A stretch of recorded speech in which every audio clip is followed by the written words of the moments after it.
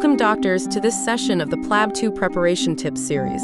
Today, we will be discussing an important topic, the introduction to depression and its clinical significance. Depression is a common mental health disorder. It is characterized by persistent sadness and a loss of interest in activities that were once enjoyable. This condition affects emotional well-being, physical health, and daily functioning. Patients may struggle with work, study, or social interactions. Early recognition and treatment can greatly improve outcomes and quality of life. In this presentation, we will cover several key areas. First, you'll learn how to recognize the common signs of depression. Next, we'll discuss when to suspect depression in your patients.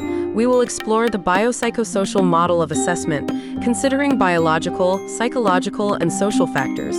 Finally, we'll talk about improving clinical assessment and communication skills to build stronger doctor-patient relationships. Now, let's talk about when to suspect depression based on emotional signs. Be alert to patients reporting a low mood lasting more than 2 weeks. They may also lose interest in most activities, known as anhedonia. Common descriptions include feeling empty or numb. Persistent hopelessness or fatigue throughout the day are also red flags. You could ask, how long have you been feeling this way? Or, can you describe how your energy levels have been recently? On to the physical and behavioral signs of depression. These include sleep disturbances, whether insomnia or excessive sleeping, changes in appetite, significant weight loss or gain, and psychomotor agitation or slow movements are common. Patients may also withdraw socially or show a decline in performance at work or school. A useful question could be, have you noticed changes in your sleep or appetite lately? Recognize the red flags and situational triggers for depression. These include suicidal ideation or recurrent thoughts of death. Situational triggers like a recent loss, relationship breakdown, or financial issues may contribute. Increased substance use, such as alcohol or drugs, is another red flag. You might ask, have there been any significant life changes that may have affected your mood? When assessing the root cause of depression, consider biological factors. These include genetic predisposition, neurochemical imbalances, and medical conditions like thyroid disorders. Chronic pain or certain medications may also affect mood.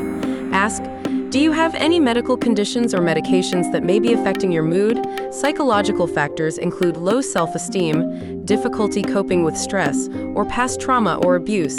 Pre-existing mental health disorders and maladaptive coping mechanisms can also play a role. Social factors such as social isolation, lack of support, and financial instability also contribute to depression. Explore this with questions like, do you feel supported by family or friends? In clinical assessment, communication is key. Use open-ended questions like, can you share more about how you've been feeling? Empathize, listen, and avoid judgment. Validate emotions with, it's understandable to feel this way. Screening tools like the PHQ-9 and HADS are useful for diagnosis. Perform a thorough history and assess substance use impacts. To enhance patient outcomes, build rapport, offer tailored treatment, and use safety netting by saying, if things worsen, reach out to us. Ensure ongoing monitoring and follow-ups. Thank you for joining this session on depression. Early recognition can make a real difference for your patients. Please like and subscribe to Turingmedschool. Good luck with your preparation.